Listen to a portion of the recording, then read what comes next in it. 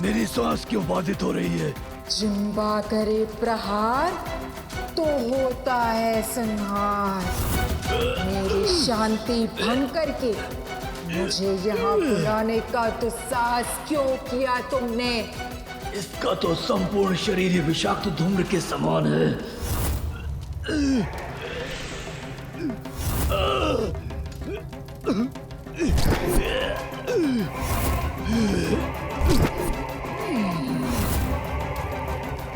इसका विष तो मुझे भी प्रभावित कर रहा है, किंतु मेरी मृत्यु कैसे हो सकती है? उस बालक के सिवाय कोई मेरा अंत नहीं कर सकता। इस बुलावे में मत रहना कि तुम्हारे बुलावे पे मैं यहाँ आई हूँ। मैं तुम्हारा वध करने आई हूँ।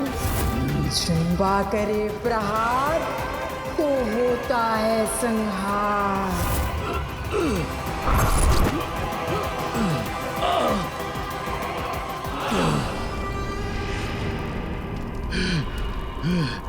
इससे आगे बढ़ने से रोकना होगा मुझे। आगे बढ़ने से रोकना होगा इन्हें, अन्यथा ये घाटी के ऊपर पहुंच रहे हैं।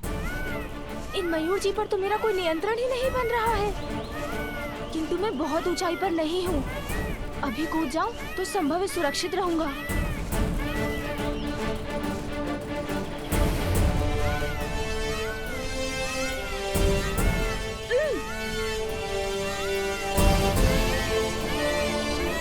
अरे मयूर जी तो और तीव्र गति से आगे बढ़ने लगे। अब मैं क्या करूं?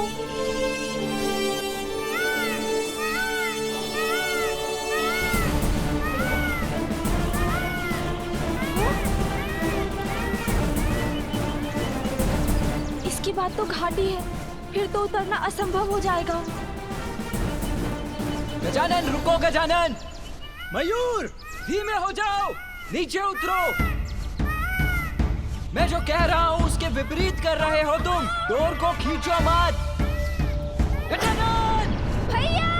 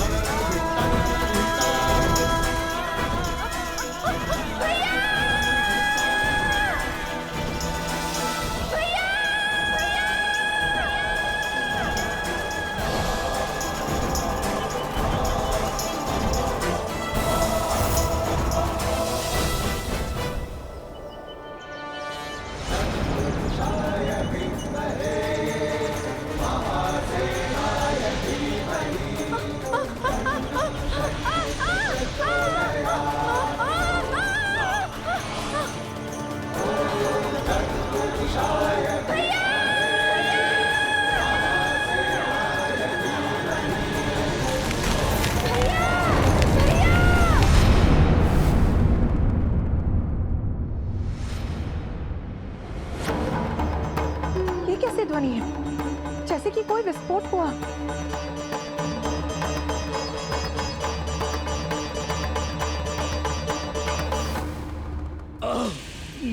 मेरी सांस क्यों अटक रही है? जिम्बा करे प्रहार तो होता है संहार। किंतु अब तक तो मैंने तुम पर विष का वार किया ही नहीं। दुष्टा जिम्रा, वश में तो मैं करूंगा तुम्हें। विस्मय अवश्य हो तुम, किंतु मेरी अपार शक्तियों से परिचित नहीं हो।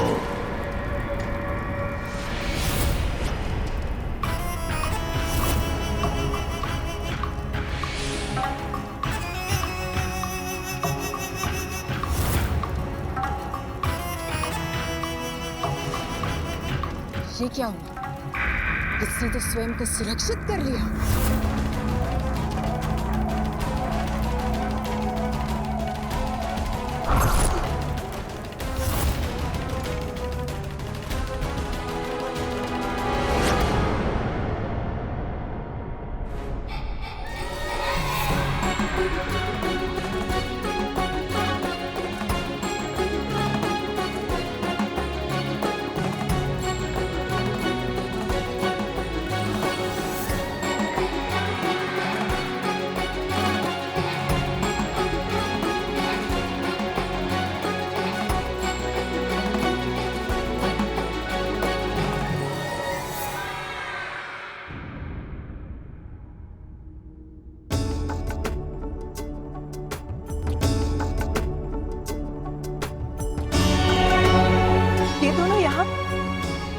के गिरने के कारण ऐसी ध्वनि हुई, किंतु ये हुआ कैसे?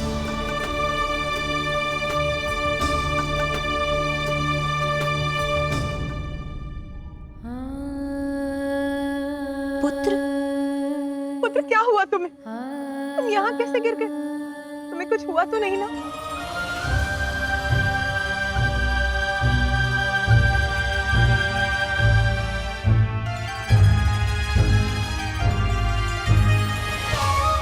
गिरा तो मैं भी हूँ, मैंने ही गजानन की रक्षा भी की है, किंतु माँ मुझसे नहीं उसी से पूछ रही हैं कि वो कुशल है कि नहीं। माँ, इसमें तो मेरा कोई दोष नहीं, भैया के कारण ही हुआ जो हुआ। मैं तो उनके वाहन मयूर जी से भेंट कर उन पर आरूढ़ होकर थोड़ा सा भ्रमण करना चाहता था, किंतु भैया ना चाहते ही नहीं थे कि मैं उनके मयूर जी पर चढ़ूं, तो बस उनके वाहन ने गिरा दिया मुझे। इतना ही नहीं माँ, भैया तो मेरी डांट भी लगा रहे थे। भैया सदा मेरी डांट लगाते रहते हैं। इतनी सहजता से मिथ्या वचन बोल रहा है। मैं माँ को अभी सब बताता हूँ। वो आया था मेरे वाहन से भेंट करने, तो उस पर आरूढ़ क्यों हुआ? वो मेरा वाहन है, मेरे भार और मेरे संकेतों से परिचित है।